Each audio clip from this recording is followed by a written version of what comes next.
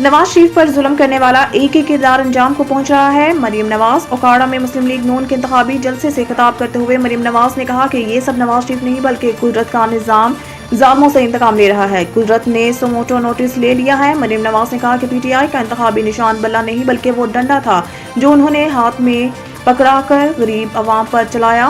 اسی ڈنڈے سے فوجی تنصیبات پر حملے کیے گئے، لہٰذا ایک دہشت گرد جماعت کو سیاسی جماعت کا نشان نہیں مل سکتا۔ انہوں نے کہا کہ ظالم کو آج منہ چھپانا پڑ رہا ہے، کبھی پلاسٹر چڑھوا کر اور کبھی ویل چیئر پر بیٹھ کر ڈرامے کرتا ہے۔ دوسروں کو چور چور کہنے والے نے گھڑی بھی نہیں چھوڑی، اس لیے انتخابی نشان چوری شدہ گھڑی ہونی چاہیے تھی۔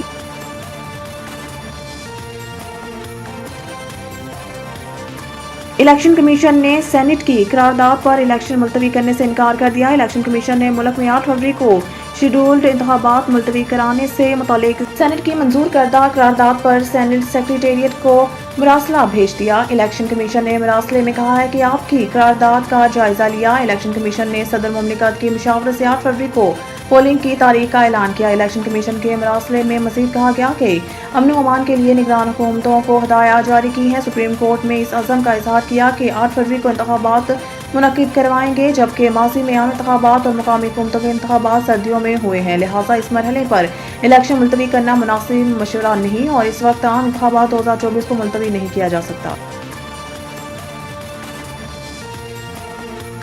مان لیتے ہیں انٹرا پارٹی الیکشن میں خرابیاں ہوئی، لیکن یہ کون ہوتے ہیں فیصلہ دینے والے؟ لطیف کھوسہ سے پوچھا گیا کوئی ایک وجہ یا پوائنٹ بتا دیں جس کو لے کر چیف جسٹس قاضی فائز عیسیٰ بلے کا نشان دیتے۔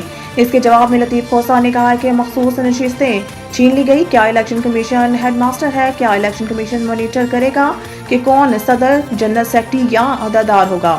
اس سوال پر کہ آپ کی جماعت بھی تو ثبوت دے دیتی کوئی کہ درست انتخابات ہوئے، لطیف کھوسہ بولے مان لیتے ہیں انٹرا پارٹی انتخابات میں خرابیاں ہوئی، لیکن یہ کون ہوتے ہیں فیصلہ دینے والے؟ پیپلز پارٹی میں ایسے ہی انتخابات ہوئے اور بلاول چیئرمین آیا تھا۔ پیپلز پارٹی اور نون لیگ بھی ایسے ہی انتخابات کرواتی رہی ہے۔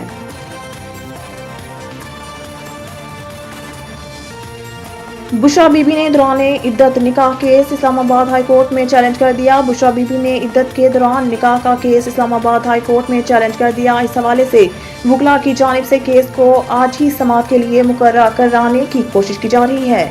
بشریٰ بی بی کی جانب سے دائر کی گئی درخواست میں استدعا کی گئی ہے کہ ایڈیشنل سیشن جج ایسٹ کا 11 جنوری کا فیصلہ کالعدم کرا دیا جائے۔ بشریٰ بی بی اور ان کے قانونی شوہر کے خلاف درخواست بدنیتی پر مبنی ہے۔